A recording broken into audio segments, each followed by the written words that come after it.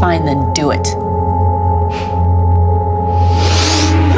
Now, Body is a 2015 suspense thriller that tells the story of how 3 college-age girls looking to have a good time on Christmas Eve breaks into a mansion to party, but a freak accident put their friendship to the test. What happened? Here are 5 reasons you should watch this movie. Reason number 1, girls' night.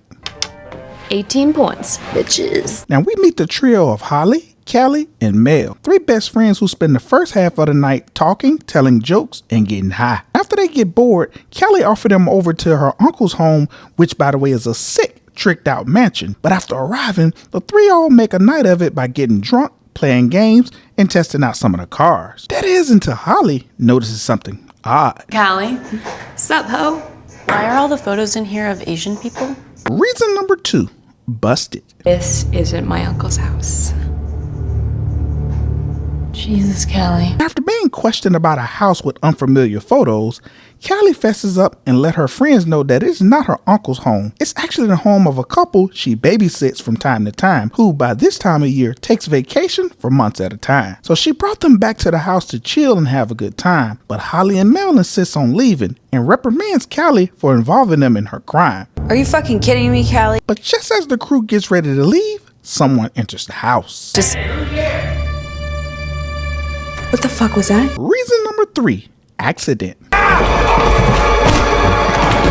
As the person enters the home, the 3 girls begin to hide, but obviously it's too late because the guy who's inside hears them and wants to know who's in the house. The girls then try to avoid him and bolt out of the house. Now Callie manages to evade him, but he catches Holly and Mel at the top of the stairs, and the 3 all struggle. This results into the girls pushing him off of them and him falling down a flight of stairs, thus killing himself. He's not breathing. Reason number 4, alibi. It's our word versus his, and he's... You know. Now, a large part of this movie involves the girls needing to develop a plan to keep themselves out of trouble. So they settle on the idea that the man came into the house while they were partying, tried to take advantage of the situation, and attempted to rape Holly. And Callie and Mel fought him off, and he fell back and broke his neck. His neck. But to ensure that their plan works, the girl attempts to falsify the evidence to make their scenario pass the police investigation. This includes getting Holly's skin under his nails, ripping her blouse, and getting her hair on his hands and clothes, and finally getting her vaginal DNA on his fingers. A plan that would likely succeed if he was dead. Reason number 5, what now?